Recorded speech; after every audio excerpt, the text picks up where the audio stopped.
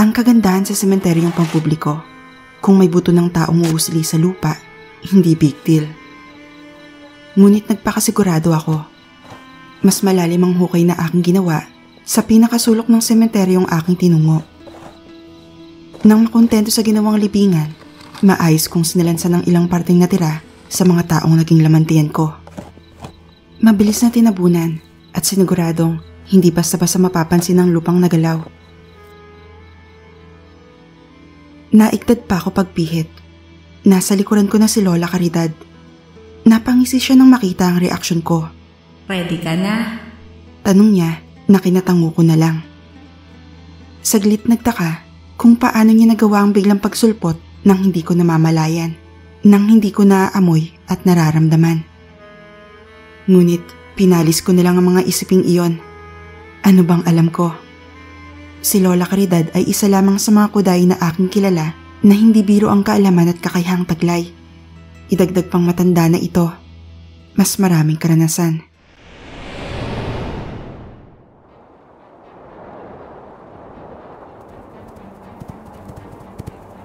Sorry po, hindi ako nakapagdala ng damit. Wika ko habang sinasabayan ng maliliksi niyang mga binte.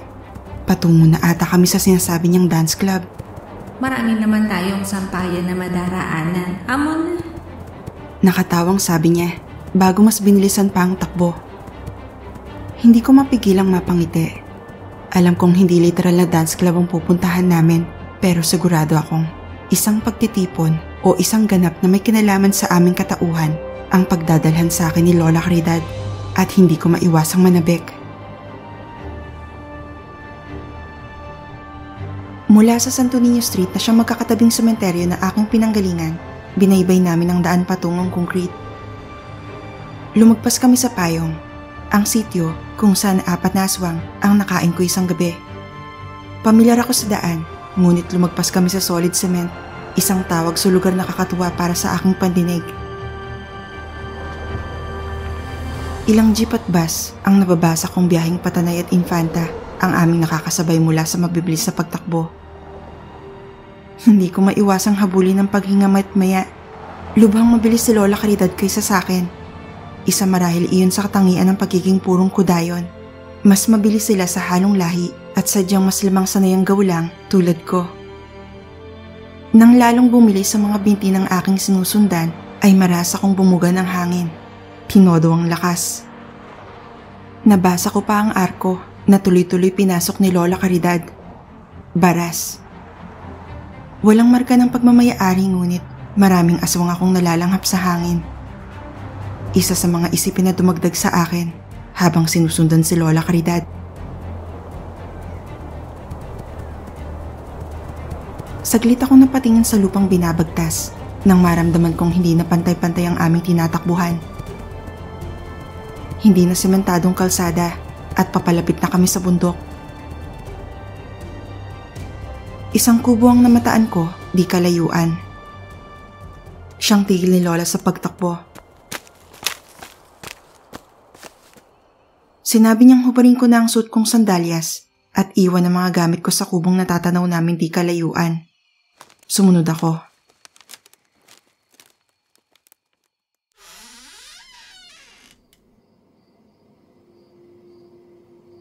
Saglit na pakunot noo nang makapasok sa loob ng munting dampa.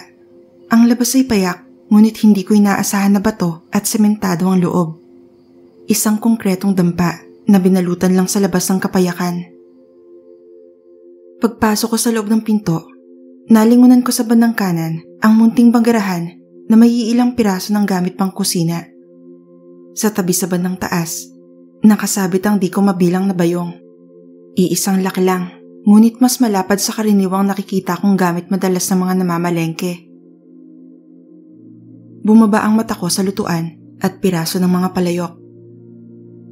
Sa gitna, may hapag na kayang tumanggap ng 4 na tao. May isang silid at tabi nito ang isang pinto na sigurado akong banyo. Iisa lang ang bintana na malapit sa hapag ngunit may kalakihan. Sarado iyon. Naitanong ko kay Lola Caridad kung sino ang nananahan rito sapagkat mukhang alaga ang munting dampa. Sinabi niyang Isa sa mga kaibigan niya ang naglilinis pag wala siya. Napag-alaman kong ang lupang kinatitirikan ng dampang iyon ay pag-aari ni Lola Caridad. 1 ektarya rin. Maganda ang lugar. Nasa paanan kami ng bundok.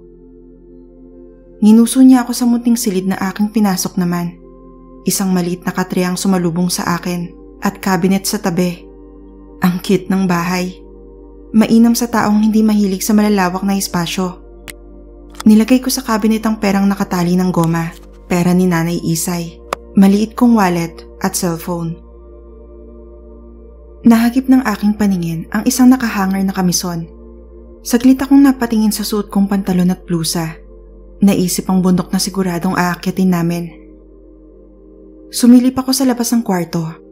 Nasa banggerahan si Lola Caridad. May pinupunasang malapad na bayong.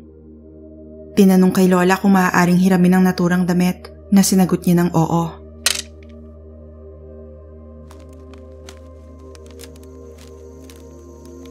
Nasa labas na si Lola Caridad ng bunting dampa nang lumabas ako ng silid. Tinabi sa gilid ng hagdan ang suot kong sandalyas at lumabas na rin ang bahay. Hindi naiiba si Lola Caridad sa ordinaryong ayos ng mga matatanda sa panahon ngayon.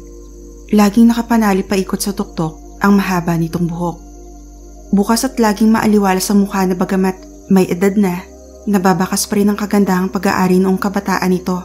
Parang si Ara na nasa edad 60. Laging plain at may kaluwagan ng blusa nitong suot, gayon din ang sayang laging terno. Hindi nawawala ang bayong. Madalas sa madalas, laging walang suot na sapin sa paa si Lola Caridad. Mas bata siguro ang mga lola at lolo kung nabubuhay pa sila ngayon. Kung iisa-isahin mo lahat ng magaganda kong katangian, aabutin tayo ng Pasko. Tinatanong kita, Kako, game ka na ba? Aniya, nakinabalik ko mula sa paglalakbay ng diwa. Game na. Hindi sigurado at mahina akong sambit na kinatawa ni Lola. Nang mag-umpisa siyang tumakbo, naiiling na napasunod ako. May mumunting kaba na umaalipin sa akin ngunit dinadaig ito ng kasabikan sa kung anong meron sa pagdadalhan niya sa akin.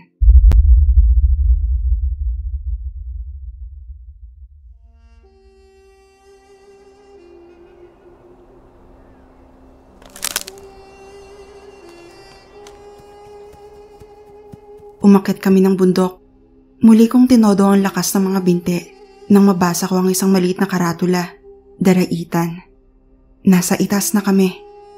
Mabilis lang naming naakyat ang pinaka-peak na kung tao ang gagawa ay aabuti ng 7 o 6 na oras. Depende pa sa bilis at kakayahan ng mga binte. Kami ni Lola Caridad, wala pang 1 oras. Isang bangin ang binaybay pababa ni Lola na sinundan ko muli. Sa baba, isang yungib ang nasumpungan ko na muling sinuot ni Lola. Pagtapa ko pa lang sa bunganga ng yungib, naramdaman ko na agad sila.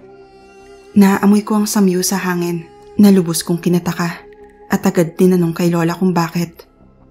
May kakayahan silang itago ang kanilang bilang at presensya sa hangin, maging sa lupa, hanggat hindi ka nakakatungtong sa kanilang teritoryo. Sagot ni Lola. Napatingin ako sa lupang binubuo halos ng mga batong buhay. Madilim na sa loob. Agad kong pinailaw ang paningin. Parang nasa loob kami ng isang minahan. Puro batong nakadikit sa lupa ang pinakadingding ang nakikita ko. Isang tunnel ang tinahak namin. Natapos ang paglalakad ng aming mga paa sa isang pababang hagdan. Tila ba basement. Nang mababa, tumambad sa aking mga mata ang isang malawak na espasyo. Parang maluwag pa sa 2 basketball court. May mga nilalang na lagpas 20 ang nagkalat sa paligid. At pinapaliwanag ang espasyo ng hindi ko na mabilang na mga sulong. Naglalagablab sa apoy ang bawat dingding. Hindi ko maiwasang mapatingin sa kisame, dingding at sahig. Naiisa ang pundasyon. Matigas na lupa at mga batong iba't iba ang laki at hugis. May ilang hiblang di karaniwan akong napapansin din. Ilang tila, matatabang hugis ng kung ano. Nang titigan ko ng malapitan, mga ugat ng puno o halaman pala. Nasa ilalim na kami ng lupa. Isang maluwag na espasyo sa ilalim ng lupa. May ganito pala. Saglit nilapag ni Lola ang bayong na dala sa isang sulok. Caridad! Tawag ng isang lalaki sa aming direksyon na kinatingin ng ilang naroroon sa amin. Halo-halong samyo ngunit nangingibabaw ang samyo ng mga ordinaryo. Ang lumapit at tumawag kay Lola ay naiiba ang samyong pagkakakilanlan. Samyong yerba buena. Malamig sa ilong. Mabango. Napalunok ako ng ilang beses. Bago, kunutang noong tinuon ng mata kay Lola Caridad na nag-iba ng anyo. Nagpabata. Naging si Ara. Puwera lang sa tuwid na buhok at kayumangging balat. Nahati ang atensyon ko. Muling napahanga sa kakayahan ni Lola Caridad. At the same time, napapantastikuhan na natatawa. Hindi ako sanay na makita ang isang bersyon o anyo ni Ara na matamis makangiti at tila gandang-ganda sa sarili. Nakita ko na magpalabas ng ilang wangis si Ara noon, ngunit lahat sila, seryoso ang itsura. Puwera lang sa dalawang wangis yung napanay-bulungan sa isa't isa. At tila may sapak sa ulong panay hagik-hikan. Ngunit tuwing napapatingin naman sa akin, titigil at seseryoso. O minsan, tamang pa-cute lang. Wangis ni Ara iyon, parte ng kakayahan niyang pangdepensa. Alam kong hindi siya mismo iyon. Ngunit ang wangis niyang nasa katauhan ni Lola Caridad ay naiiba. Maharot. Sabagay, iisa lang ang mukha nila kung tutuusin. Dapat hindi na ako nagugulat pa. Napako ang aking paningin sa galawang ekstra ng lola namin ni Ara. Saglit kasing tinanggal niya ang pagkakapanali ng buhok at maarting sinuklay iyon ng kanang kamay na animo ba ay isang modelo sa shampoo commercial. Hindi ko alam kung para saan iyon o kung anong layunin kaya ginawa ni Lola. Ngunit tumalab sa akin. Parang gusto ko lang kasi siyang titigan habang nakangiti. Nakalapit na sa amin ang tumawag ngunit hindi ko maialis ang umahangang mata kay Lola Caridad. Ang cool niya tingnan. At the same time, parang nawawala ang lahat ng alalahanin ko habang pinagmamasdan siya. Magandang gabi. May kasama ka ata. Ito na ba ang sinasabi mong apo mo? Tanong ng nilalang na may kalaliman at baritonong boses. Napalunok ako. Nakakagutom ang samyu niya. Maigi nilang pala busog ako. Nilipat ko ang mata sa kanya. Isang nilalang na wangis ng tao, ngunit may kalabnawan ng kulay berdeng balat. Ang suot na damit ay tila gawa sa dahon. Bagamat pa long sleeve at papantalo ng anyo, halatang hindi tela na gawa ng tao. Mahaba ang itim nitong buhok na nakatipon sa kabilang balikat, lagpas sa dibdib. Matangkad at may bruskong katawan. Sa taas kong 5'7", nakatingala pa ako. Pangahin at patangos ang ilong, ilang katangian na nagpapaalala sa akin sa ilang Native Americans na nakikita ko sa telebisyon at babasahin. Kulay abuhing berde ang mga balintataw. Napunta sa lalaki ang aking atensyon. Hindi ko maiwasang suyuri ng tingin mula ulo hanggang paa ang lalaking alam kong hindi naman talaga purong tao sapagkat walang tibok ng puso akong naririnig. Walang samyo ng dugo akong nalalangap sa kanyang balat. Nagkabuhol-buhol ata ang kilay ko sa pagsasalubong. Sari-saring tanong ang sumusulpot sa aking isipan. Pinagagala kitang makilala, Ara. Lahing kudayon. Naputo lang sasabihin ito nang tumikim si Lola. Saka ko lang napagtantong nagkamali ang lalaki sa akin. Akala niya, ako si Ara. Ang pangalawa kong apo, si Sabina. Pagtatama ng lola ko, nakinataas ang kilay ng lalaki. Ngunit ang saglit nilang palitan ng tingin ay tila sapat na upang magkaintindihan. Kung ganon, ikaw pala ang bagong miyembro ng pamilya. Pinagagalak kitang makadaupang palad, Sabina. Lahing kudayon. Anito, nakinangiti ko lalo ng maluwag. Ang galang niya magsalita na parang napaka-espesyal lang sa pakiramdam. Lalo na nang banggitin niya ang aking pangalan. Anong meron sa lalaking ito? At anong meron sa lugar na ito? Tila nalunok ko ang dila. Isang mahinang pagtangulang ang aking ginawa. Ang ngalan ko ay Mulave, lahing Prasinos, at ang tumatayong tagapamahala sa ginaganap pa itong Sumbaganay. Bumuka ang bibig ko, ngunit hindi ko pa rin mahagip ang dila. Ano daw? Lahing ano?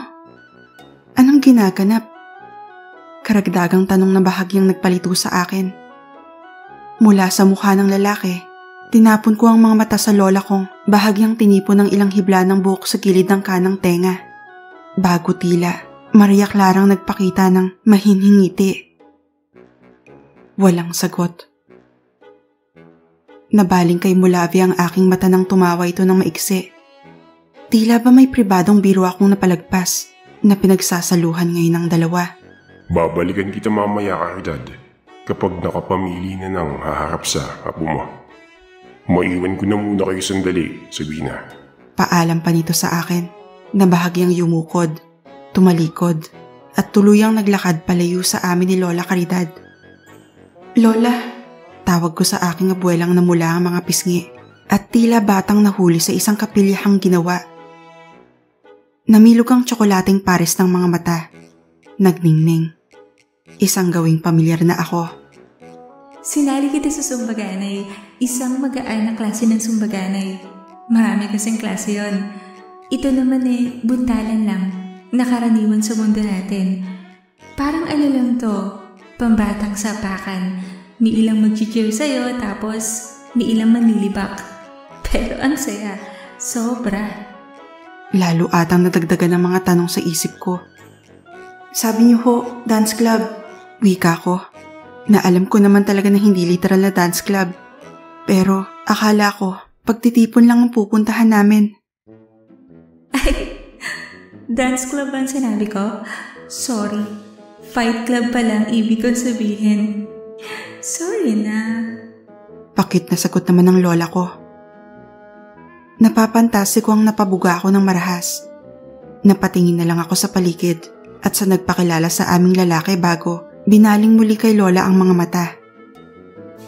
Saglit ako napakamot sa batok. Tila alanganin ng matawag si Lola Caridad na Lola kung ganito namang kabata ang anyong pag-aari niya ngayon. Parang mas bata pa ata sa akin ang balat niya at edad na pinili ngayon. Nagkibit na lang ako. Saglit kong naisip kung may kinalaman ba ang pagpapalit niya ng anyo sa lugar na kinaroroonan namin ngayon. Lola, ano nga ho uling lahi ng Mulave? At bakit wala siyang dugo o puso sa katawan pero mabango ang samyo niya? Hindi maiwasang tanong ko na kinalapit ni Lola sa akin ng konti. Bumulong. Lahing Prasinos, mga taong halaman. Sagot nito sa akin na kinanganga ko. Nakatawang sinara ni Lola ang aking bunganga at may sasabihin sana ngunit isang matinis na huni ng kung anong instrumento ang umagaw sa aming atensyon. Tila iisang tao kaming lumingon sa pinanggagalingan ng huni. Nakita kong nag-umpisang maglakad ang mga nilalang sa paligid patungo sa isang bahagi ng malawak na espasyong aming kinatatayuan. Napasunod na lang ako nang makita nang naglalakad palapit si Lola. Kinibit balikat ang kung anumang binabalak niyang gawin o mangyari sa akin ngayong gabi. I-enjoy ko na lang. Tumigil ang aming mga paa, malapit sa isang kasing laki ng batsyang entablado. Pabilog. 3 bahagda ng taas. Sapat upang makuha ang atensyon ng sinumang nilalang sa paligid kung magsasalita sa ibabaw noon. At naroon sa gitna nakatayo si Mulave. Sa gilid nito, bandang ibaba ng munting entabladong bilog, may isang nilalang na alanganing butike at tao ang wangis. May katawang hango sa munting reptilya at balat na gayon din ang teksturang ngunit nakakatayo sa pantaong tindig. Kakaiba rin ang mga daliri nito, parang sa tao. May matang hango rin sa tao na alerto at panay suyod sa paligid, na tila ba tinatandaan lahat ng mga nilalang na nasa lugar. Hawak nito ang isang instrumentong sigurado akong siyang pinanggalingan kanina ng huni. Hindi ako pamilyar sa mga instrumentong gamit ngunit sigurado akong tambuli iyon. Tumabi ako kay Lola na humalukip-kip at bahagyang nagtaas ng noo na animo ba ay napaka-importanteng tao sa lugar na aming kinalalagyan. Nakita ko ang ngiting hindi mapigilang itago ni Molave nang saglit tumingin kay Lola na para bang matagal na silang magkakilala at kabisado ang ugali at gawin ng bawat isa bago nagsalita ng may kalakasan. Dahil kulubang paligid, malakas sa pandinig at buong-buo ang boses niya sa aming pandinig. Ang labanang magaganap ngayong gabi ay walang sandata o pandipensang kakayahan na paglalabanan. Bagkus, isang katuwaan lamang upang maaliw tayo. Wala pang dumarating ngayong sandata galing sa itaas o anumang kakayahan na maaaring paglabanan. Ngunit napakaganda ng gabi at natitiyak kong lahat tayo rito ay nais maaliw pansamantala. May kaibigan akong nais isalang ang kanyang kamag-anak sa labanan na katuwaan lamang at naghahanap ng katunggali. Mahabang paunang salita ni Molave bago tinuon ang mata sa akin. Sabina, maaari ka bang tumungo sa gitna? Patuloy nito at pag-aya sa akin. Saglit akong napatingin kay Lola na tumangulang at muling umawra na parang kandidata sa isang beauty pageant. Bantulot akong lumapit, alanganin ng umiti at sumiryoso. Naghahanap ng makakatunggali ang isang dalagang nasa harap niyo ngayon. Isang aswang, lahing kudayon. Patuloy pa muli ni Molave. Lihim akong napalunok. Tinuon ang mga mata sa lupa. Hindi dahil nahihiya ako o kung ano. Isang paraan na naisip ko upang hindi pa katitigan ng mga nilalang sa paligid na lahat ay sa akin nakatingin. Sinasalakay ako ng weirdong pakiramdam na may pagkalula na di ko maintindihan. Marahil dahil hindi ko alam kung anong napasok ko. Idagdag pang hindi ako sanay na makakita ng iba't ibang wangis ng mga nilalang na ang iba ay tila kalahating tao at hayop. May dalawang nilalang pa akong nakita sa sulok na sa akin rin nakatingin. Hindi ko alam ang tawag sa kanila, pero kabaligtaran sila ng tikbalang. Ang katawan nila ay hango sa kabayo ngunit ang tiyan pataas sa ulo ay pag-aari ng tao. May ilang aswang na nasa kanilang anyo na sanay na akong makita, kaya hindi na iba sa akin. Pero sila Molave at ang iba. Anong mantas ng kapayan niya? May sandata na ba ang babaeng yan? Tanong ng isang lalaking boses. Nagtaas ako ng paningin at hinanap siya. Isang aswang na ordinaryo. May pandipensang kakayahan. Piliwang kamao, kayang makapamanhid. Sagot ni Molave. Nagkatinginan ng lahat. Anong laban namin sa kudayon?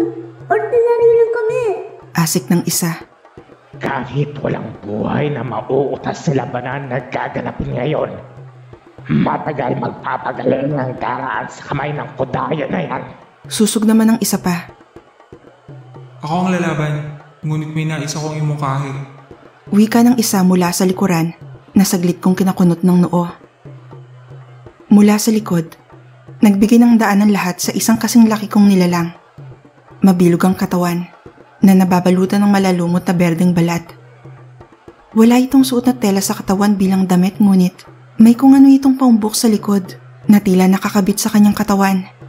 Mula balikat at mga hita ay nababalutan ng kulay dilaw na makapal na kung anong bagay. Parang armorang dating, ngunit bahagi ng kanyang katawan. Walang ni isang balahibo, walang buhok sa ulo. Saka ko lang napansin ang tunay niyang anyo, tila kalahating tao at kalahating pagong. Napatingin ako kay Lola Caridad nang umisi bago sinabi ng walang tunog ang salitang pinipigil ko sanang isipin sa kabila ng pagtanggi ko sa sariling pagkatuwaan ng nilalang na iika-ikang naglakad patungo sa akin. Kawabanga. Tinakpan ko ang bibig at kinagat ang dila. Kinunot ang noo at muling tinuon sa lupa ang mata. Walang ginagawang masama sa akin ang nilalang. Bakit ko siya pagtatawanan? Si Lola Caridad talaga. Masyado. Ano ang nais mong imungkahi? Tanong ni Molave. Dahil labanan pa rin naman ang mangyayari, bakit hindi natin lagyan ng pusta o kompromiso? Kung matatalo ko siya, magiging kabiyak siya na kapatid ko. Walang gatol na wika nito na kinatingin ko sa kanya bigla. Sino sa 3 mong kapatid? Tanong ni Lola na kinalaki naman ng mata ko lalo. Isa lang ang kapatid ko. Sagot ng nilalang. Isa lang? 4 kayo, di ba? Sa kanya kayo umu-order ng pizza eh. Nakakalokong sagot naman ni Lola na sinudan ng tawa. Seryosong tinapon sa akin ng nilalang ang paningin. Hindi ko maintindihan ang sinasabi ng kasama mo. Aniya, na kinakamot ko ng ulo. Caridad. Saway ni Molave, na halatang hindi rin nasasakyan ng pribadong birong. Kami lang ata ni Lola ang nakakaintindi. Anong pangalan mo nilalang? Tanong ni Molave sa kalahating tao at kalahating pagong na katapat ko. Ugong. At ang aking kapatid, si Uging. Turo nito sa isang kawangis niyang nilalang din, na nakahalo sa karamihan ngunit binigyang daan din ang nakaharang na iba upang makita namin. Bahagyang tumango ito at tinitig sa akin ang mga mata na kinaasiwa ko agad. Halatang pinag-isipan ng matagal ang pangalan niyo ah. Nakangising patutsada pa rin ni Lola. Naiiling na nagsalita muli si Molave. Tingin ko ay hindi maaari ang nais mo, Ugong. Ang dalagang ito ay naghahanap lang ng kalaban ngayong gabi. Hindi asawa. Magalang na paglilinaw ni Molave. Kung ganun, hindi ako lalaban sa kanya. Tanggi ni Ugong na kinabagsak ng balikat ko. Teka. Kung magpupusta ba ako para labanan mo ang apo ko, papayag ka ba? Tanong ni Lola Caridad na kinakiling ng ulo ko. Sa lubong ang kilay na sumagot si Ugong. Ano naman ang ipupusta mo? Seryoso niyang tanong. Humalukip-kip si Lola at seryosong nagsalita. 2 family size na stuffed crust. Wika ni Lola na kinangisi ko at kinalingon naman ni Ugong sa tagapamahala na iiling-iling na sinaway pa muli ang malokong lola ko. Labanan mo ang apo ko at itataya ko ang isang kakayahan kong sa bulag kung matatalo mo siya. Bawi ni Lola na kinanganga ko muli. Tiningnan ako ni Ugong saglit bago tumango ito bilang pagsang-ayon. Ilang reaksyon ng pagsang-ayon at pananabik ang narinig ko sa paligid bago ako pinalapit pa ni Molave. Gayon din ang ginawa ni Ugong. Pinagtapat kami at piniliwanag ang patakaran. Sa gitna niyong dalawa gaganapin ang sumbaganay na may pustang sa bulag na kakayahan. Kung matatalo ni Ugong ang kudayon, kailangan niyo lang mapabagsak ang kalaban niyo. Mabilangan ng 5 na kung hindi niya papalagan ay ikakatapos ng labanan. Walang buhay na mauutas sa labanan na ito. Malalaman ko kung may buhay ng masasalya. May karapatan akong pigilin o tapusin ang labanan sa ayaw nyo at sa gusto. Malinaw ba? Mahabang paliwanag ni Molave na sabay naming kinatango ni Ugong. Kung ganon, simulan na ang sumbaganay! May kalakasang wika ni Molave na kinalundag ng puso ko.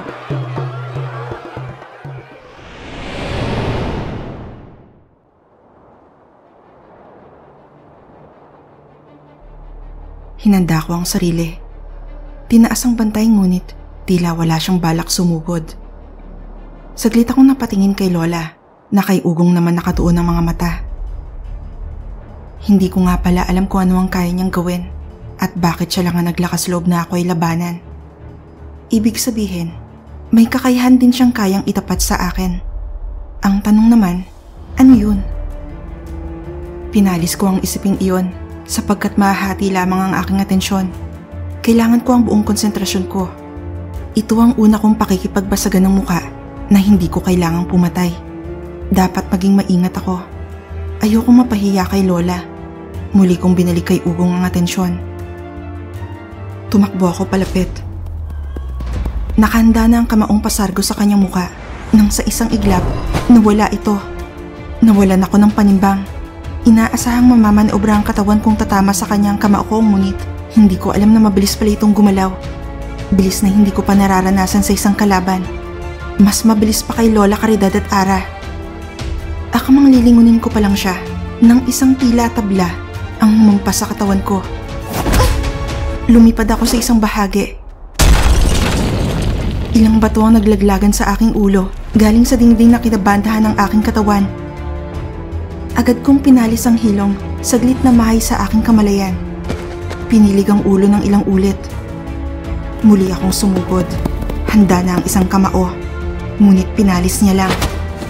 Namalayan ko na lang na nakahawak na ang isang kamay niya sa braso ko. Ngunit akong lumipad.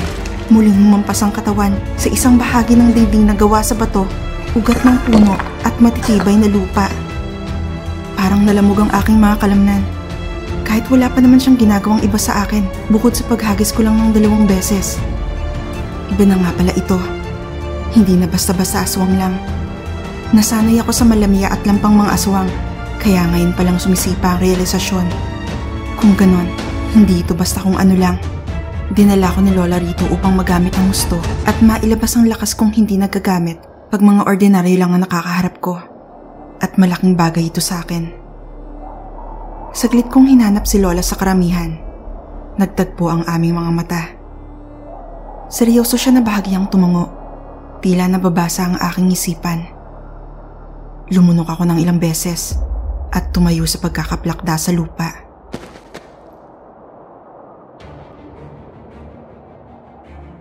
Walang pagmamadali naglakad patungo sa akin si Ugong na agad kong sinalubong. Handa na muli ang kamao. Sa pagkakataong ito, hindi siya umiwas.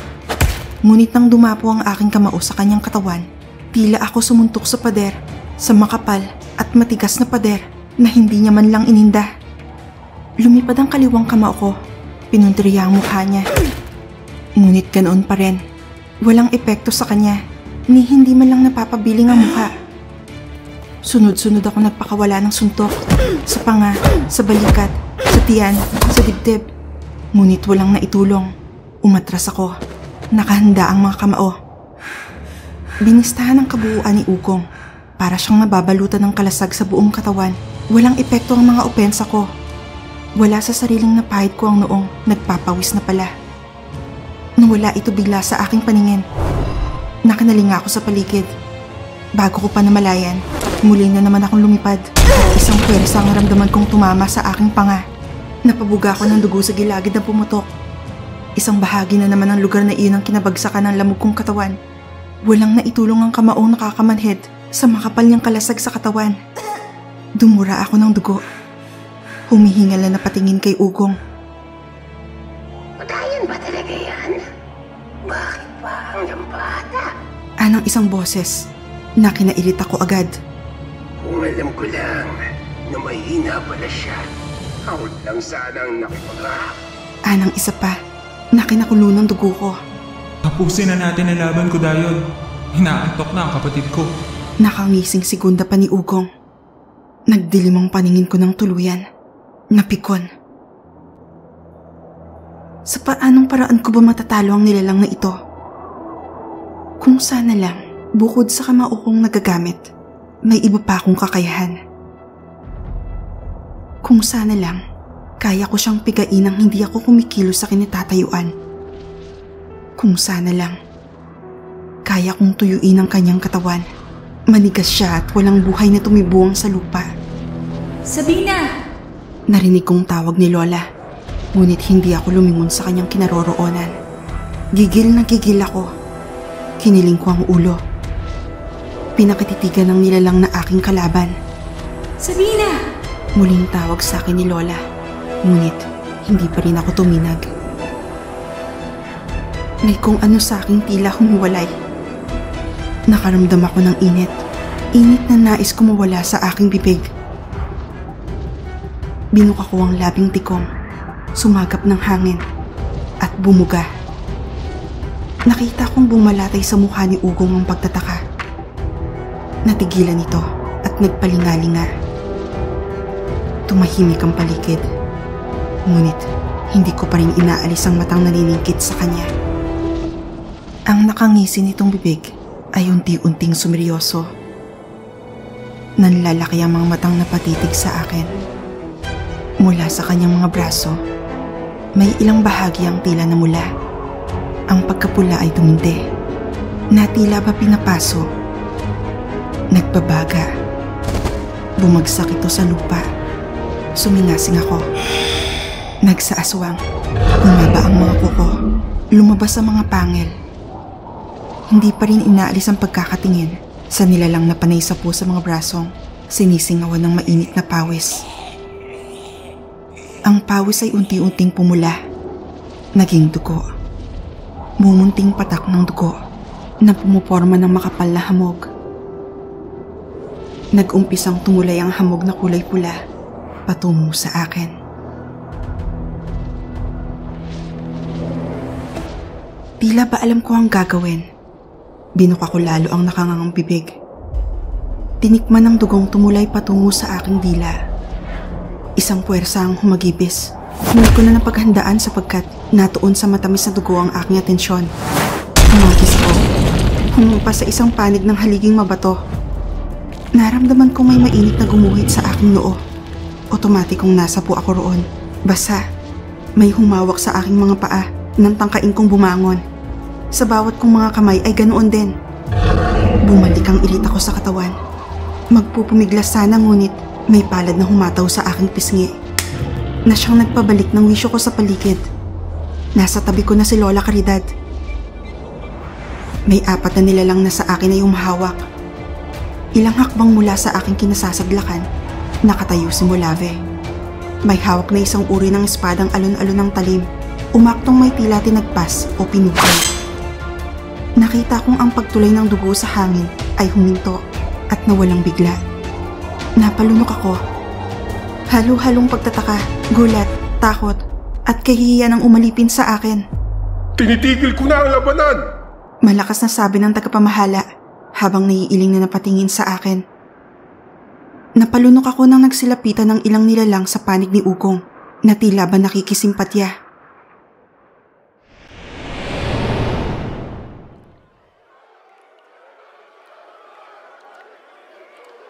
Huwag kayong gamon. Natural lang naman sa labanan na minsan madadala tayo ng damdamin natin.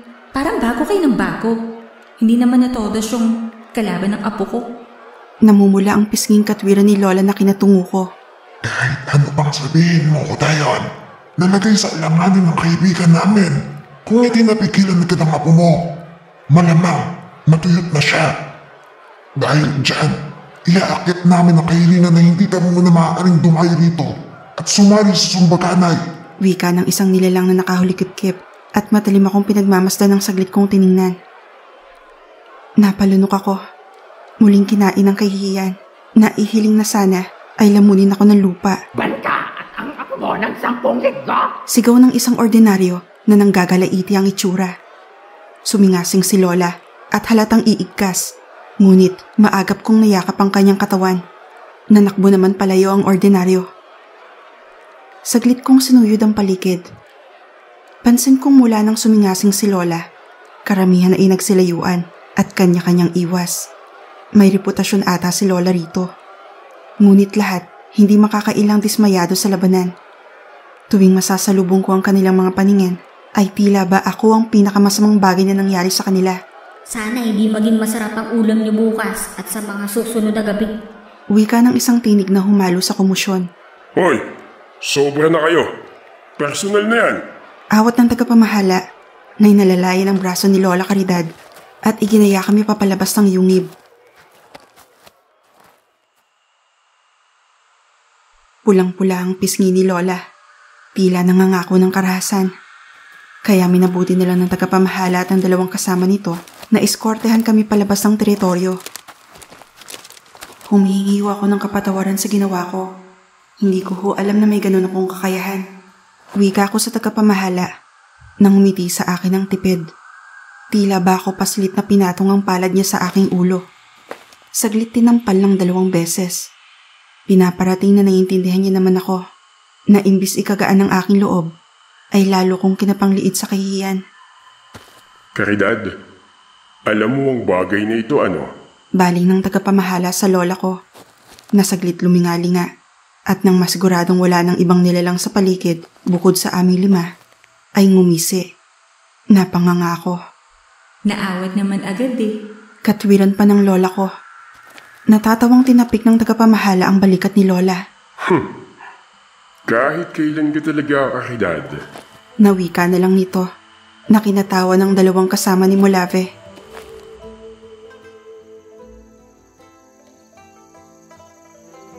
Iniinda ko pa ang mga lamang nabugbog. Alam kong hindi ako makakatakbo ng mabilis nito. Nilinga ko si Lola na may kinuha sa bayong. Cellphone. Saglit itong nagtipa at pagkatapos, sinabing may sasakyan na nag-iintay sa amin sa kalsada. At totoo nga.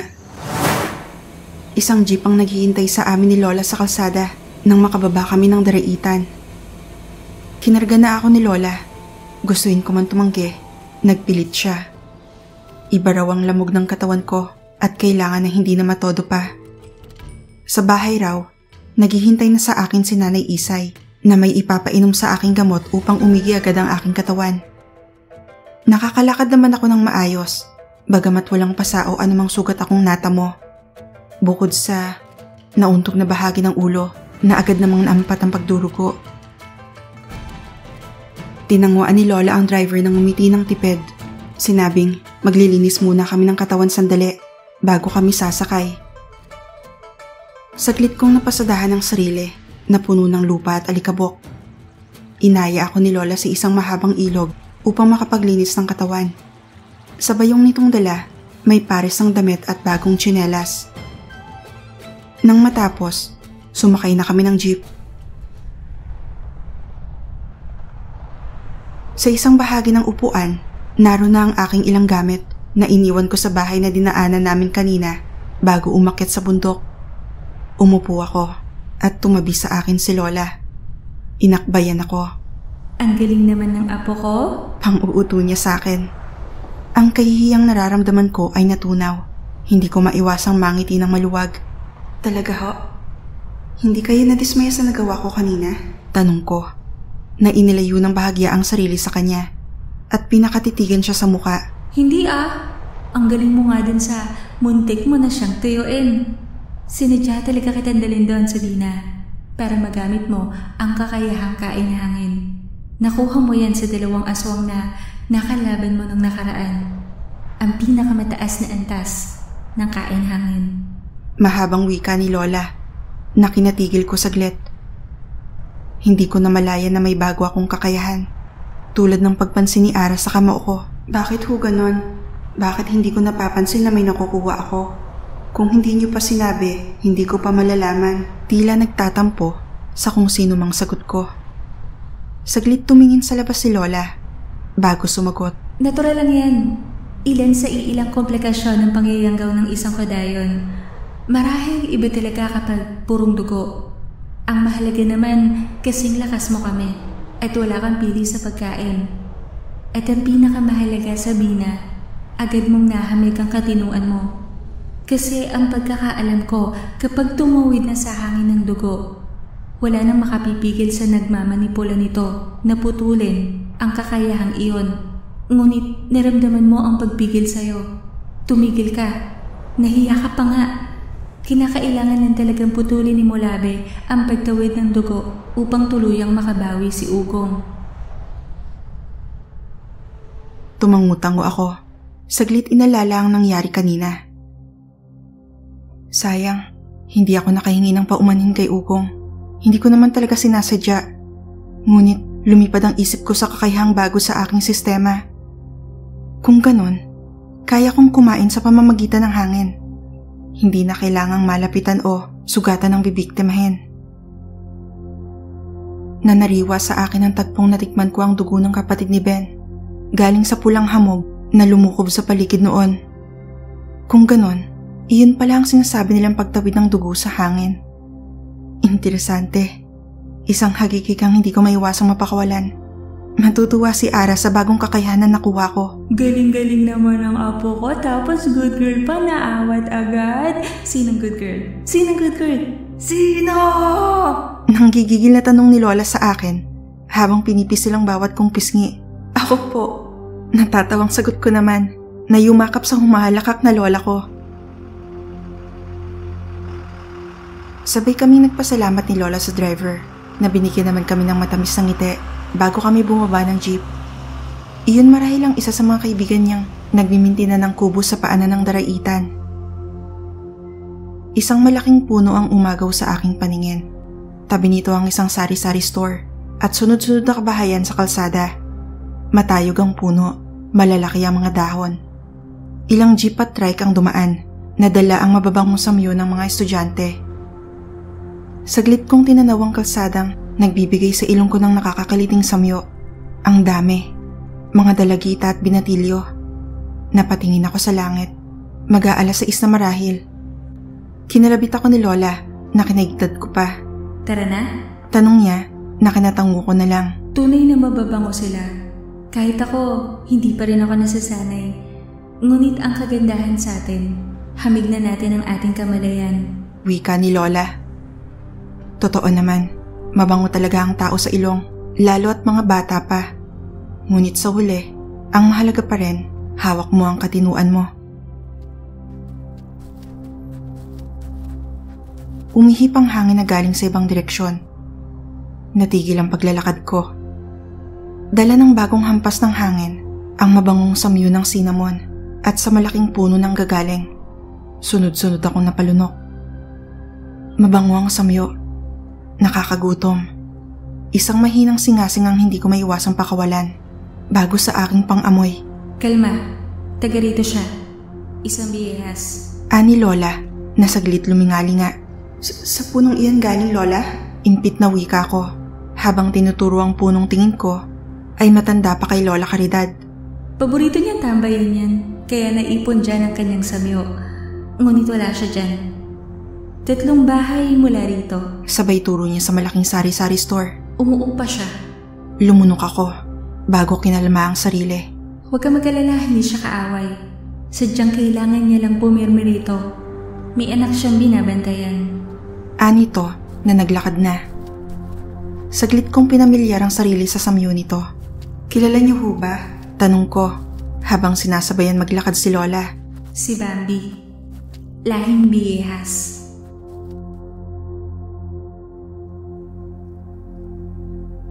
Isang mahigpit na yakap at halik sa noo ang binigay sa akin ni Lola Caridad bago ako tuluyang pinakawalan.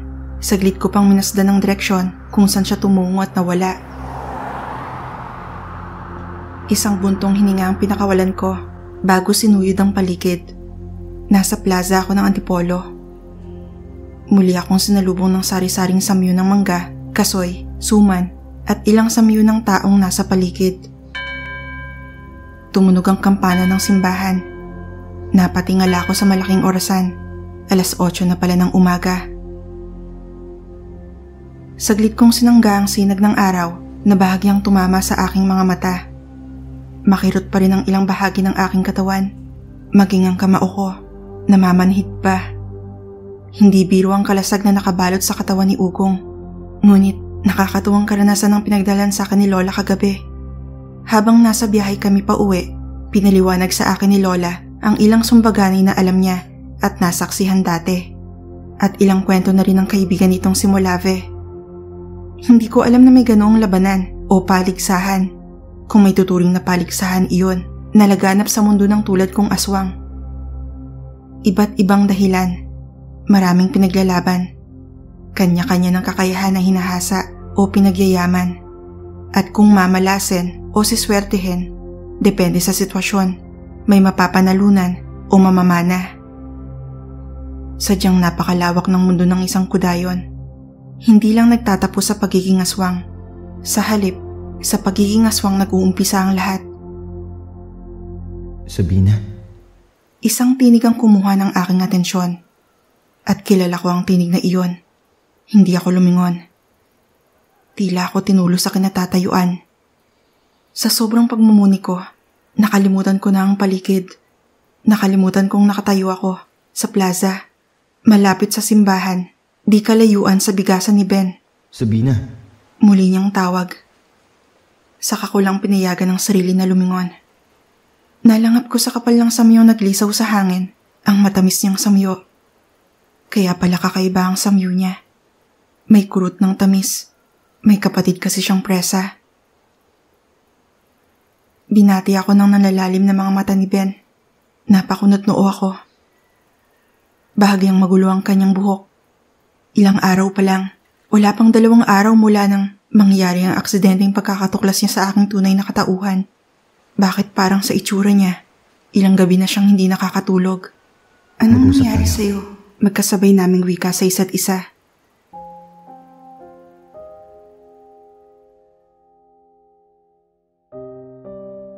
Hindi ko malaman kung sino sa aming dalawang naunang naglakad patungo sa loob ng simbahan. Bahagya pa siyang nag-alinlangan nang papasok na ako. Hinatak ako ng pasimple. Hindi ba raw ako mapapano sa loob? Natawa ako ng mapakla. Ang totoo, kahit sinong aswang, kayang pumasok sa loob ng simbahan. Isa sa mga katotohanan na aking natuklasan noong mga unang buwan ng pagiging kudayon. Yun nga lang, minsan, masakit sa tenga ang mga sermon. Mainit sa balat ang ilang patak ng binasbasang tubig ng pare at maalinsangan sa katawan ng mga naririnig kong taimtim na dasal. Natutunan kong hindi sa relihiyong material o mga estatwang banal ako naapektuhan, kundi sa pusong nananalig ng totoo. Makapangyarihan ng salita at ang dasal, kahit anong lengguwahe o forma pa. Pag sinambit ng punong-puno ng pananampalataya at galing sa pusong malinis, ay nakakapagligtas, nakakapagsalba, at nakakapagtaboy ng negatibong enerhiya at madalas nakapahamakan.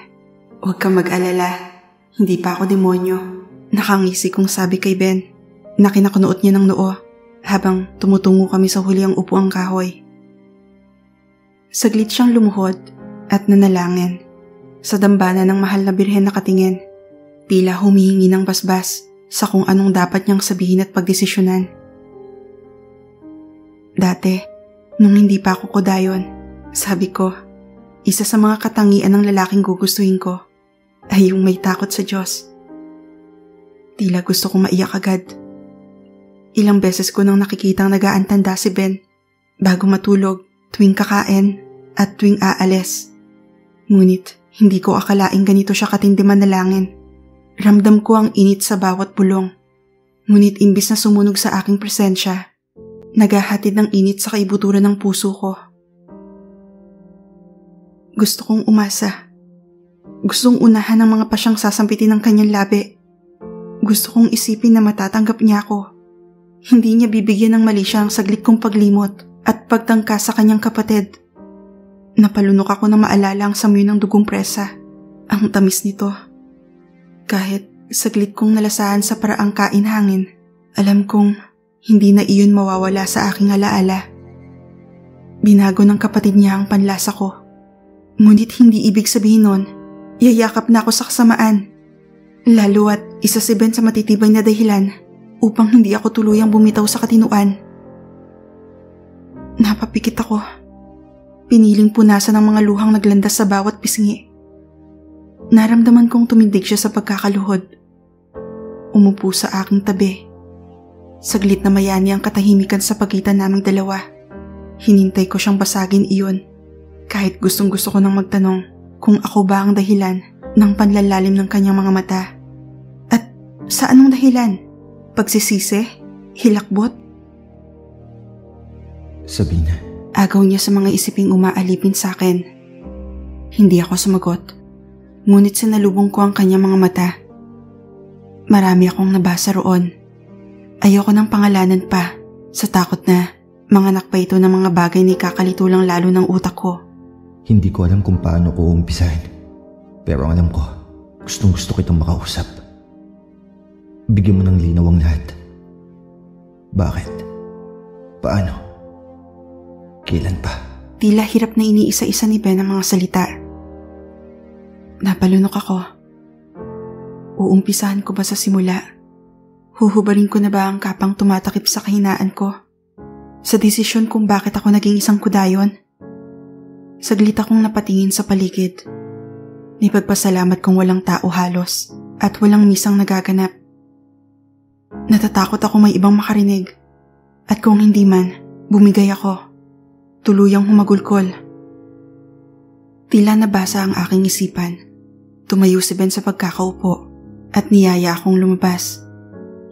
Naglakad-lakad kami. Ako, okupado ang isip paano ko sisimulan. Paano ko sasabihin? Gusto ko mang i-edit o baguhin ang ilang impormasyon. Tingin ko, wala rin iyon magagawa. Aswang ako, nagdulot sa kanya ng hilakbot. At malamang, malaking porsyento nito, hindi magiging pabor sa akin ng lahat. So, bakit pa? Ganun din naman. Sasabihin ko na, wala na akong itatago pa. Saglit akong tumigil. Tinitigan siya. Ben, bigyan mo ako ng dahilan kung bakit kailangan kong aminin sa iyo ang lahat. Para saan pa? Bakit pa? Tanong ko na kinayuko niya. Nasaktan ako sa kanyang ginawa. Maging siya hindi agad masabi kung bakit. Inaasahan kong agad masasagot niya kung anong dahilan, kung bakit pa. Ngunit dumaan pa ang ilang sandali bago siya nag-angat ng paningin at tumitig sa akin.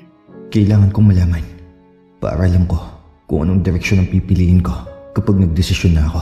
Aniya, maya-maya. Ako naman ang napipi. Muling humakbang ang mga paa ko. Sumunod siya. Tumigil ako sa paglalakad nang makilala ang skinitang tinambayan ko kahapon habang naglalakad ang diwa bago ko nakita ang mga lalaking namarkahan ko. Ang dalawa. Sarado pa rin ang munting groceria. Sumandal ako sa isang konkretong dingding. Tinapon ang mata kay Ben, na nanatiling nakatayo at sa akin nakatingin. Lumunok ako ng ilang beses bago nagsalita. Sa Baguio ako galing. Tumakas ako sa kamay ng lulong sa bisyo at drugista kong ama na pinatay ang aking ina. At binaboy ako, isang malaking bigig sa lalamunan ng aking naramdaman.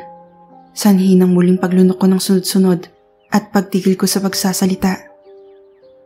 Tinungo ko ang ulo sa lupa. Tumitig. Sa gilid ng aking mga mata, nakita kong kumuyom ang kamay ni Ben. Ngunit hindi nagsalita. Hinayaan ako. Muli akong lumunok ng sunod-sunod. Hindi pa rin siya kumikibo. Nanatiling nakikinig. Hinamig ko ang sarili matapos ang mararahas na pagbuga ng hangin. Nagpalaboy ako ng ilang araw. Naging laman ng kalye. Alipin ng takot. Walang solidong plano kung ano ang susunod na gagawin.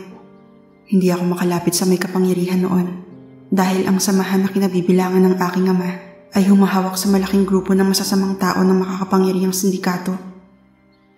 Hindi ko alam kung sino ang tatakbuhan ko, kung sino ang pagkakatiwalaan. Hanggang sa nakilala ko si Ara, isang aswang. Malakas siya, makapangyarihan. Isang sagot sa kahinaang malipin sa akin ng ilang taon. Masisisi mo ba ako kung piliin ko maging katulad niya sa sitwasyong kinasasadlakan ko noon? Tanong ko pa na hindi itinataas ang mata sa kanya. Nanatili akong sa lupa nakatingin. Isang buntong hininga ang kanyang sinagot. Ngunit hindi pa rin nagsalita. Pinili kong maging katulad ni Ara sa kabila ng pagtanggi niya nung una. Mahirap maging halimaw na kumakain ng tao. At totoo naman, hindi madaling maging katulad niya. Ngunit, wala akong nakikitang mali. Sa halip, hindi ko na nakikitang isang kamalian ng pagiging aswang o ang pagpiling maging aswang. Kanya-kanya lang naman yan ang pananaw. Pero ako kasi, hindi ko na nakikita ang sarili kong magpatuloy bilang Sabina na tulad dati. Hindi na ako yung dati. Hindi na ako makakabalik sa dati. Hindi na mababalik ang buhay ng nanay kong pinatay sa aking harapan. Ng sarili ko pang ama. Hindi na mabubura ang mga pangbababoy na ginawa niya sa akin. Isa sa mga bangungot ko pa noon, paano pa kaya pag magbunga ang kababuyang ginagawa niya sa akin? Ilang beses kong tinangkang kitli ng sariling buhay. Ngunit pinipigilan ako ng katinuan ng mga alaala ni ina. Tuwing sinusubukan ko ng makatakas, natatakot naman ako matagpuan ni ama muli. Maraming posibilidad. Kaya nang makita ko si Ara, sinunggaban ko ang nag-iisang solusyon na dala niya upang maiba naman, upang tuluyan akong makatakas, maging malakas, at makagante. Humakbang ang mga paa ni Ben. Tumungo sa tapat ko. Kinuha ang mga palad ko at hinalikan. Ngunit muli, hindi nagsalita. Hindi ko alam na iibig ako agad, na darating ka. Hindi ko sinasadya na madawit ka sa mundong kinabibilangan ko na ngayon. Lumunok ako muli, bago nagtaas ng paningin. Sinalubong ang mga mata niyang namamasari ng luha. Pero niligtas mo kami. Kung hindi dahil sa'yo, buhay pa rin yung mga halimaw na napatay mo. Wika niya, na kinatawa ko ng mapakla. Hindi ko kayo niligtas. Siguro nga yun ang palagay mo. Kung magpapaka-ipokrita ako sa'yo ngayon, sasang-ayunan kita. Ang totoo, muntik ko na din sa lakayin ng kapatid mo. Muntik ko na din siyang pagtangkaan. Nakuha lang ng mga aswang na iyon ang atensyon ko at nahamig ko lang ang huling sandali ng aking sarili. Nakita kong napanganga si Ben. Tila nalunok ang dila. Hindi nakapagsalita. Nadurog ang puso ko. Ayoko na magsinungaling pa. Yun ang totoo. Hindi ko itatanggi. Kasi yun ang totoo. Kung ganun, wala kang pinipiling bibiktimahin o sa kakainin. Tanong ni Ben na ikinailing ko ng sunod-sunod. Tao ang pangunahing pagkain ng katulad ko. Pero ang lahing pinanggalingan ng katauhang pag-aari ko ngayon ay maaari ang kahit ano. Kapwa aswang, buhay, patay. Lahat kaya naming ilaman sa tiyan. Hindi pa ako pumapatay ng inosente. Muntik na. Pero masasabi kong mas may matibay na akong konsepto ngayon ng tama at mali. Hindi kumibo si Ben. Namayani ang katahimikan. Tila ako napagod. Ilang buntong hininga ang pinakawalan niya bago tinanong kung saan ako tumutuloy pansamantala. Tanda na, tapos na ang usapan namin. Bantulot akong sumagot. Parang walang naging malinaw na resulta ang pag-uusap namin ngayon. Pero at least, hindi siya takot tumabi sa akin o anuman. Siguro, mas bibigat ang damdamin ko kung mararamdaman ko iyon sa kanya. Isang tricycle ang kanyang pinara at sumakay kami. Tinanong kung saan ang tungo. Tumingin sa akin si Ben at sinabi ko kung saan. Pinagsalikop ko ang mga palad. Sa daan tumingin. Sumandal si Ben at sa daan din tinuon ang mga mata. Kapwa kami may kanya-kanyang iniisip. Pinaglabanan ko ang damdamin na ihilig ang ulo sa kanyang balikat at yakapin siya, pupugin siya ng halik. Natatakot akong mapahiya at layuan niya bigla.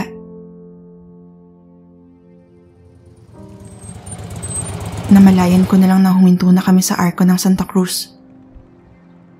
Pababa na ako nang magsalita si Ben.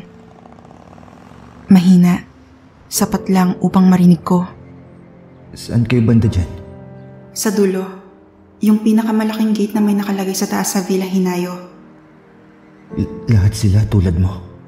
Tanong niya na agad kong nasakyan. Oo, tulad ko, pero mas matino pa sa akin. Hindi lahat ng katulad ko masama, Ben. Isa pa pala, maaari mo bang ilihim ang lahat ng ito? Wika ko na kinatango niya. Mag-usap ulit tayo, Sabina. Dadalaw ako. Aniya, bago inalalayan akong bumaba. Hindi siya sumunod. Sa halip, sinabihan ng driver na bumalik sa kanilang pinanggalingan. Tumalikod ako agad upang hindi niya makita ang mga luhang naglandas sa bawat kong pisngi. Katulad nung nakaraan, hinihintay ako ni Inay. Ngunit, sa malaking bakal na gate naman siya ngayon nakapwesto. Kinulong ko ang sarili sa may init niyang bisig, pinakawala ng paninikip ng dibdib.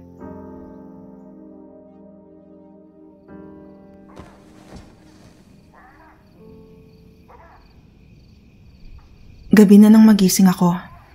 Rinig ko ang mahinang ingay na nanggagaling sa telebisyon. Mahilig sa action films ang tatay ni Ara. Saglit kong pinakiramdaman ang sarili. Wala na akong kirot o bugbog na nararamdaman. Bago ako natulog, may pinainom sa akin si Inay Isay, tulad ng pinainom niya kahapon sa amin ni Lola. Lumabas ako, nakaramdam ng uhaw.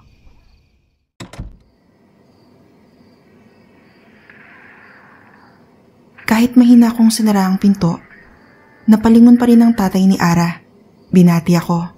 Isang tipid ng ngiti lang ang aking sinagot. Hinanap ko sa paligid si Nanay Isay. Wala. Baka may kinuha o may ginawa kung saan. Narinig ko ang mahinang pagngiyaw ni Ginger. Nagtama ang paningin namin. Nakahiga siya sa tabi ni Mang Poldo. Hinahaplos naman ng huli ang katawan ni Ginger habang nakatingin sa TV.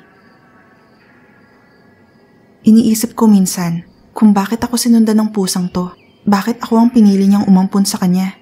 Sino ang nagmamay-ari sa kanya nung una? Ano pa siya? Pinalayas? Dahil sa kakaiba niyang diet? O lumaki lang talaga siya sa kalye? Pero kasi wala sa itsura ni Ginger na laking kalsada siya.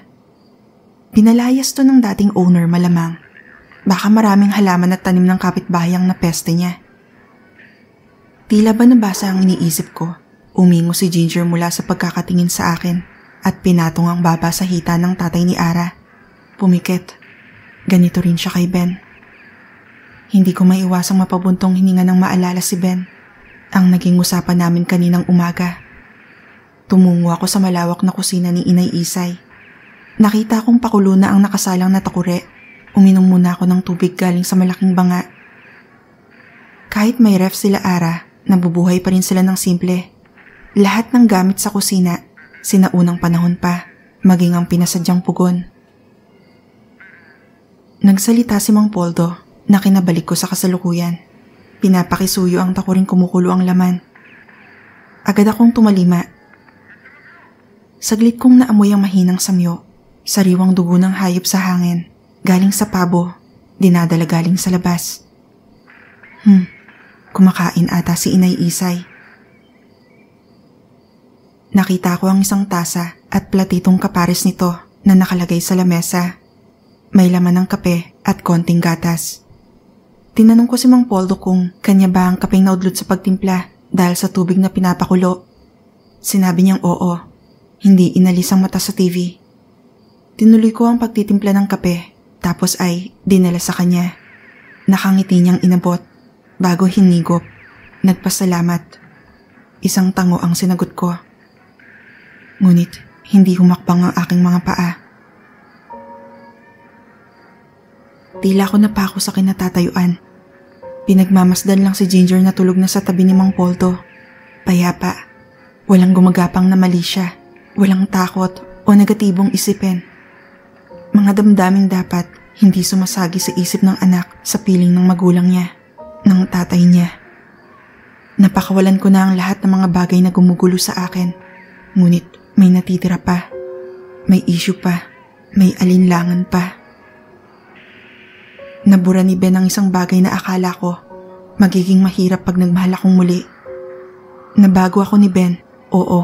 Ngunit marahil ang pagtitiwala ko sa iba, ang tingin ko sa mga katulad ni Ama at nadadamay ang nadungisang imahe ng isang padre de pamilya. Parang hindi na ata mawawala. Bahagya pang kumisig si Ginger. Nananaginip. Sana ganun lang kadali ang lahat. Ang tuluyang magtiwala. Baka naman mangalay ka dyan. Wika ng tatay ni Ara na bahagyang pinagpagang malawak na pwesto sa tabi niya. Lihim akong napalunok, ngunit may kung ano sa akin na tumalima. Sumunod. Pinagitnaan namin si Ginger na hindi man lang nagbukas ng mata kahit bagya akong ginalaw sa prenting pagkakahiga. Tinuon ko ang mata sa palabas.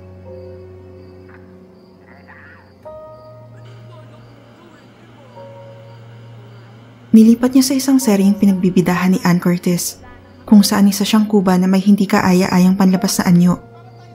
Masakit siguro ang likod niyan pagkatapos ng mga eksena, no? Umpisa ni Mang Poldo.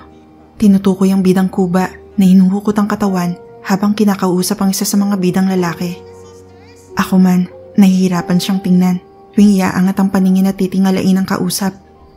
Tumango ako bilang pagsang-ayon, ngunit hindi ko piniling magsalita.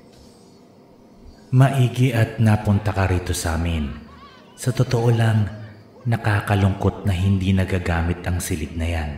Anito pa, nakinatingin ko sa ama ni Ara. Ramdam ko sa kanila ang pagkasabik sa nag-iisang anak. Minsan, natatawag nila ako sa pangalan ni Ara. At tuwing bumubukas ang pinto ng kanyang silid, tila nababali ang leeg nila sa bawat paglingon. Kung ano man ang problema na kinahaharap mo, lilipas rin yan. Aniya, na muling hinigop ang kaping dala ko. Sa TV pa rin nakatingin. Paano po kung hindi maiwasang wika ko. Lumunok ako ng ilang beses. Tila may pamilyar na bikig sa lalamunan akong naramdaman, dahilan ng panlalabo ng aking mga mata. Tuloy pa rin ang buhay kahit anong mangyari. Ang mahalaga ang hinaharap. Kung papakulong ka sa problema o sa kung ano ang bumabagabag sa'yo, paano ka uusad? Aniya, nakinalingon ko. Pili at bihira magsalita ang tatay ni Ara. Ngunit sa ilang salitang binitawan niya, kahit hindi sapat o sukat sa kung anong kinakaharap ko ngayon, parang naging sagot pa rin sa hindi maipintang tanong. Salamat po, Tatay Poldo. Wika ko, bago huminga ng marahas. Tila lumuwag ang dibdib na naninikip kanina. Muling humigop si Tatay Poldo ng kape, ngunit umangat ang kanyang isang kamay na nakadantay sa tiyan ni Ginger at kinusot ang ulo ko. 2 beses. Isang gawin na madalas ko maramdaman itong mga nakaraan. Kay Lola, kay Inay Isay, at maging kay Molave. Ngunit may iba sa bigat at init ng dantay na ginawa ni Tatay Poldo. Nanlabo ang aking paningin. Tila ba may kung anong hamog na pinales. Tuluyang nawala sa aking sistema. Wala na ang kamay niya sa ulo ko. Naroon pa rin ang hindi ko may paliwanag na init. Bumukas ang pinto. Napalingon si Tatay Poldo at binati si Nanay Isay. Ngunit hindi ko magawang hamikin ang sarili. Sandali pa, tumabi sa akin si Nanay Isay. Kinuha ko si Ginger at nilagay sa aking kantungan. Pinagitnaan ako ng 2 magulang na hihilingin ng kahit sinong anak sa mundo. Inasahan ko may mararamdamang pagkailang, ngunit wala. Kahit nang umakbay si Tatay Poldo sa akin at inabot ng kamay niya sa kabila si Nanay Isay, lalo akong naipit ng higitin niya si Inay na tumawa lang. Nilukuban ako na nag-uumapaw na damdamin ng sabay nilang hinalikan ng ulo ko bago nagtawanan. Nahawa ako. Wala sa sariling pinunasan ng mga luhang naglanda sa aking mga pisngi. Tuluyang namayani ang kapanatagan. Sa isang banda malapit sa lamisita katabi ng TV, may larawan na katulad ng ayos namin. Si Ara ang nasa gitna. Family picture. Nangiti ako ng maluwag bago muling tinuon ang mata sa pinapanood naming palabas.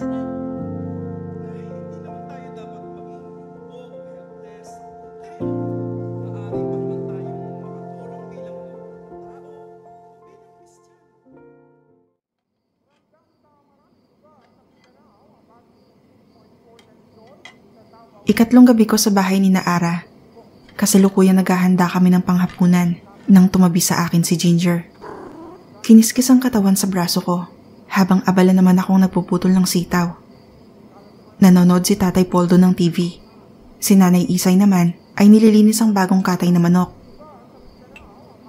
Nang matapos ko na ang ginagawa, ay nagabot ako ng ilang pirasong sitaw kay Ginger na agad niyang kinain bago tumayo at ilalagay sa tabi ng kakalanan ang gulay na naputol. Nang mag-angat ng ulo si Nanay Isay at nakangiting lumapit sa akin. Sabi na mag-ayos ka. May bisita ka. Bulong sa akin ni Nanay Isay na kinakunood-noo ko. Saka ko lang nalang hapang samyo. Si Ben? Nanlaki ang aking mata. Tila ako pinanlamigan ng buong katawan. Hindi ko inasahang agad-agad dadalaw si Ben. Malabo pa sa sabaw ng buko ang naging usapan namin kahapon ng umaga. Mahal, may bisita tayo. Huwag ka mabibigla. Masuyong wika ni Inay kay Itay. Nasaglit kaming nilingon mula sa TV na pinapanooran. Bisita ni Sabina. Tipid na paliwanag ni Inay. Lumipat sa akin ang mata ni Itay at tumango-tango bago muling pinagkitang mga mata sa telebisyon. Magbalit ka na ng damit. Muling paalala ni Inay. Wala sa sariling tumungo ako sa silid ni Ara. Nang isara ko ang pinto, saka ko lang naramdaman ng takot ng aking puso. Ang lakas ng kabog ng aking dibdib. Nininervyos ata ako. Nanlalamig ang mga daliring binuksan ko ang 2 pintong aparador ni Ara. Namili ng pantalon at blusang kulay rosas. Patungo na ako sa banyo nang maigtad sa lakas ang 3 katok na aking narinig. Galing sa bintanang nakasara ni Ara. Kunot noong sinino ko ang gumawa. Si Lola Caridad. Bilisan mo na, nakapwesto na sa labas sa mga binata. Nakangisi niyang wika na kinalunok ko. Saglit kong hinamig sa hangin ang iba pang samyo ng tao. May kasama si Ben. Pamilyar sa aking ilong ang samyo. Isang tauhan niya sa bigasan. Tumango ako at sinara ang bintana. Nagkukumahog na nagubad ang damit at sinuotang ipapalit. Tinirintas ko ang nakalugay na buhok at bahagyang nagpulbo ng muka. Pinahira ng manipis na lipstick ang labi at nagwisik ng pabango. Naiktad ako nang marinig ang pagtatao po sa labas. Buti na lang walang asong alaga si Ara. Ngunit, nangunot ang noo ko nang marinig si Ginger ng umiyaw ng may kalakasan. Ilang strum sa kwedras ang aking narinig na nagpatigil sa paglalakad ko palabas. Tila ako tinulo sa kinatatayuan. Kung hindi pa ako tinawag ni Inay, hindi pa ako gagalaw. Naabutan kong nakabukas ang pinto. Muling may nagstrum sa kwedras. Nagpatay ng TV si Itay. Patawad! Nakakalokong wika naman ni Lola buhat sa labas. Alay, hindi ho kami mangngangaroling, manghaharana ho kami. Sagot ng katabing lalaki ni Ben. Tumigil ako sa pinto, kung saan abot tanaw ko na si Ben na nasa labas ng kahoy naming bakuran. Nagtama ang aming mga mata. Napalunok ako at nanlabo ang aking paningin nang umiti siya. Tila may bumara sa aking lalamunan at hirap akong lumunok ng laway. Magandang gabi, Sabina. Nakangiting sabi ni Ben na tuluyang nagpalambot sa bawat kong binti. Magandang gabi ho. Nay, Tay. Pahabol pa niya na sa mga magulang naman ni Ara nakatingin. Humalukip-kip si Itay at tumango naman si Inay.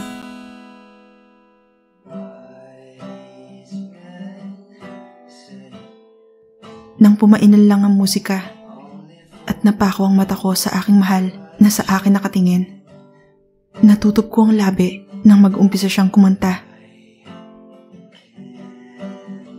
Hindi ko na kailangan pang hulaan. Hindi ko na kailangan pang alamin. Tanggap niya ako. Kung ano ako. Hindi siya haharap sa akin at gagawin ang bagay nito kung hindi. Nay! Saway ni Inay Isay na umagaw sa akin mula sa pagkakatitig kay Ben. Akmang huhubarin ata ni Lola Caridad ang bra at ihahagis kina Ben ng awati ni Inay. Bakit? Nakakakilig eh. Natatawang wika pa nito na muling inayos ang damit. Natawa si Inay, nailing si Itay. Sinabi ng huli na salubungin ko ang mga bisita ko at papasukin. Na aking ginawa.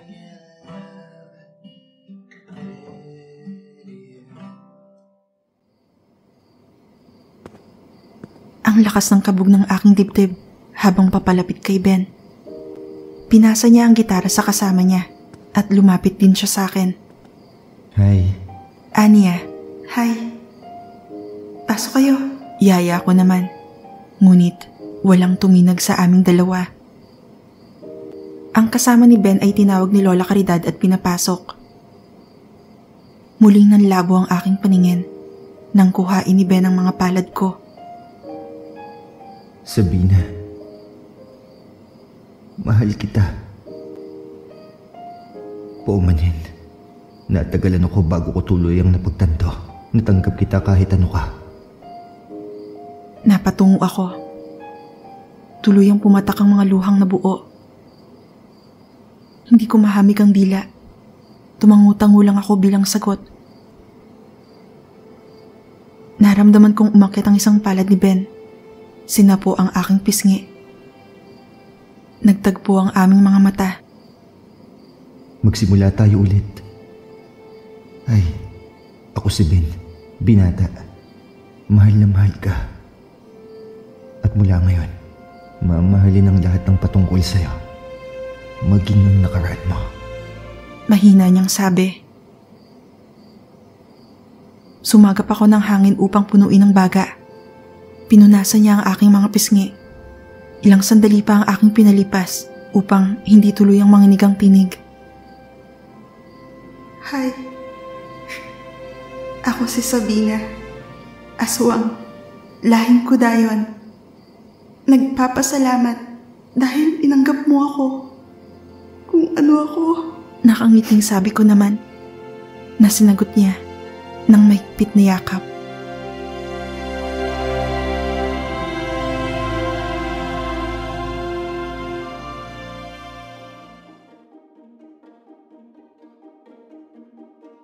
Mainit ang pagtanggap ng ikalawa kong pamilya sa lalaking aking mahal. Nag-usap saglit kaming 5 sa mahabang hapag. Ang kasama ni Ben ay nanonood ng palabas sa TV. Tila ba, pamamanhi ka na nangyari. 2 sakong bigas ang binitbitin na Ben papasok at binigay kina inay. Nagpaliwanag siya at humingi ng tawad kina itay na lumala ang aming hindi pagkakaunawaan. Nasabihan na marahil siya ni Lola sapagkat halata na hindi tuwirang inilahad ang aming naging problema. Maingat ang bawat bitaw ng salita. Sa huli, pumayag sina itay na sumama na ako kay Ben pauwi. Nagsalo-salo kami sa isang payak na hapunan, ngunit puno ng tawanan at kwentuhan na binangka ni Lola Caridad at ni Paeng, ang kasama ni Ben. Inaasahan kong may alak na lalabas ngunit binulungan ako ni Inay Isay na hindi umiinom si itay. Matagal na. Isang mahigpit at mainit na yakap ang binigay ko na inay at itay nang ihatid nila kami sa kotseng inerkila ni Ben. Hinalikan ako ni Lola sa noo at binulong na masaya siya para sa akin. Umupo si Ginger sa passenger seat. Si Paeng ang nagmamaneho. Magkatabi kami ni Ben sa likod. Kinabig niya ako at pinahilig sa kanya. Kapwa kami humihiling na sana makauwi na kami agad. Pinikit ko ang mga mata. Sinabi ni Ben na sa bahay niya kami tumuloy. Nasa mga magulang niya ang kanyang kapatid. Pagkaya ko na raw, ipapakilala niya ako ulit. Kasama na ang kanyang mga magulang.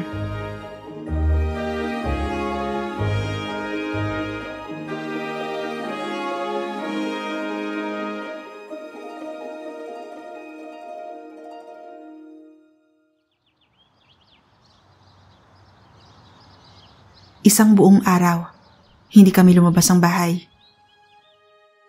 May padala si Inay Isay na mga gulay para kay Ginger, kaya hindi nang abala ang pusa ko sa harutan namin ni Ben. Ngunit kailangan din naming lumabas. Wala na rin akong masuot na damit kaya pinasya kong tumungo sa inupahan kong apartment na katabi lang. Saan ka pupunta? Nakatawa niyang wika nang bumangon ako sa kama. Inabot ang t-shirt niyang suot ko maghapon. Kukuha lang ako ng damit. Masyado kang clingy. Natatawa kong wika. Hindi ko na siya hinintay sumagot. Ngunit bago ako tumalikod, nagkukumahog siyang magbihis. Magluluto ako sa bahay niyo. Aniya pa. Nailing ako. Tuloy-tuloy sa pintuan at binuksan.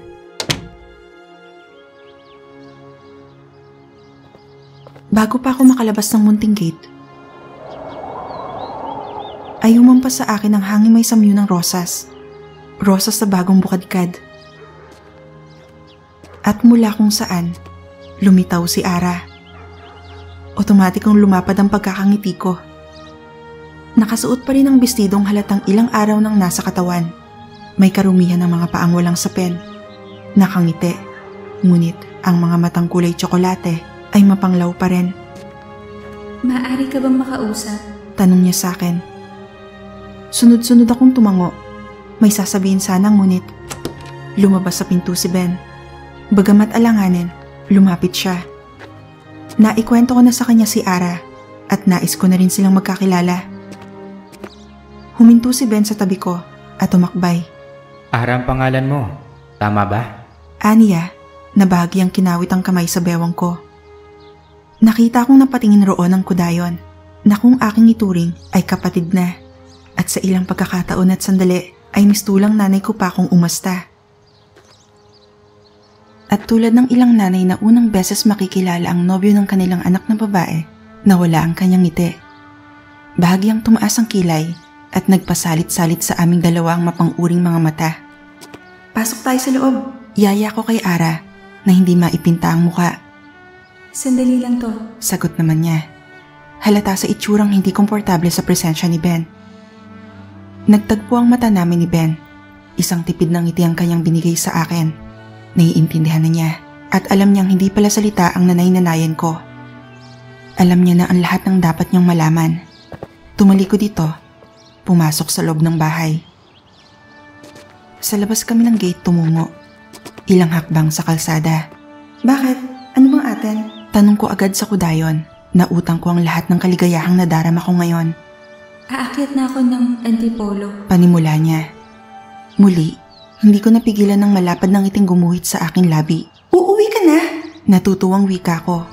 Magandang balita ito kina Nanay Isay. Nagtaas ang paningin si Ara at tinapon sa akin ang tsokolating pares ng mga mata. Nakitang bahagyang nangislap ang mga iyon. May kung ano akong naramdaman sa pagtitig niya. Isang pamilyar na pagtitig na karaniwang nararamdaman ko pag may nagawa akong bagay na lubos na kinatutuwa ni Ina dati.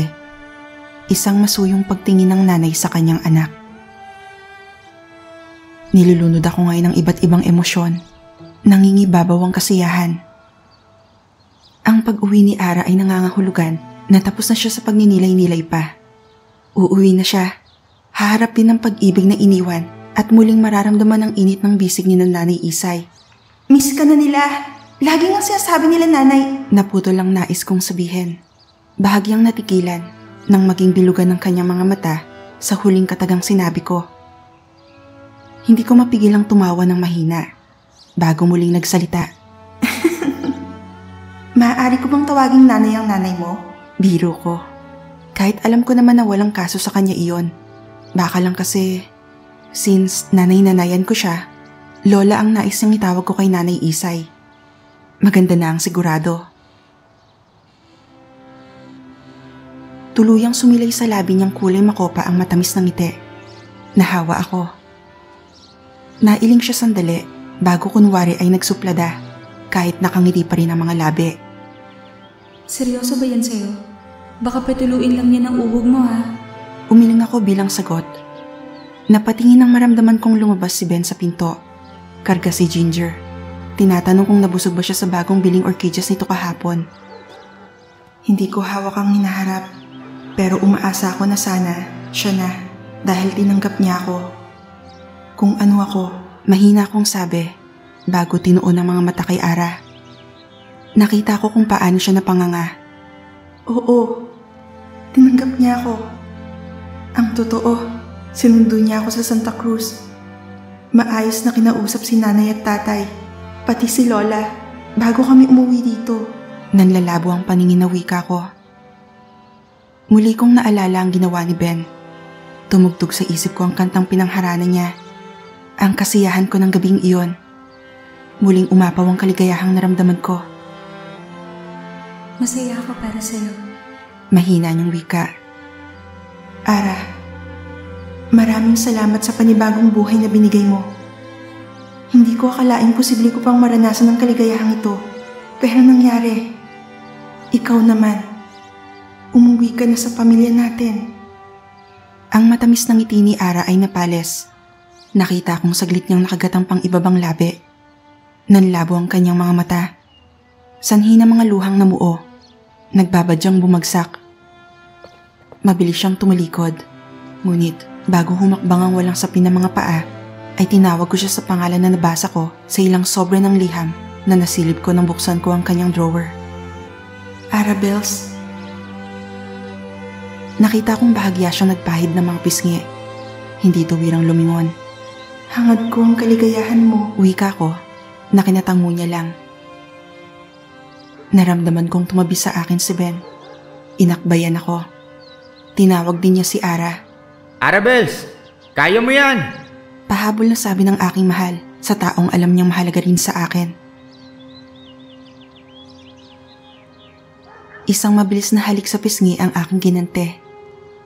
Kinuha ko sa kanyang mga bisig si Ginger na kay Ara nakatingin. Nakita kong tuluyang lumingon si Ara sa amin. Isang tipid ng ngiti ang iniwan bago tuluyang nawala sa aming paningin. Kinuha ni Ben ang isa kong kamay at hinatak ako papasok ng bahay. Tumalon sa bisig ko si Ginger at nauna na sa amin pumasok. Nanginig ang cell sa aking bulsa na agad kong kinuha. Binitawan ni Ben ang kamay ko. Tinakbo ang kumukulong tubig na iniwan niya sa kusina. Naiiling na binasa ko ang mensahe. Galing kay Shena. Congrats lang ang laman ng text na kanyang pinadala. Nangunot ang noo ko. Alam na naman niya lahat ng nangyari. Ano na naman ba ang pauso niya? Muling nanginig ang cell. Isang mensahe muli galing sa kanya. Muntik ko nang mabitawan ng hawak sa sumunod na mensahe niyang pinadala. Isang malusog na baby ko Dayon.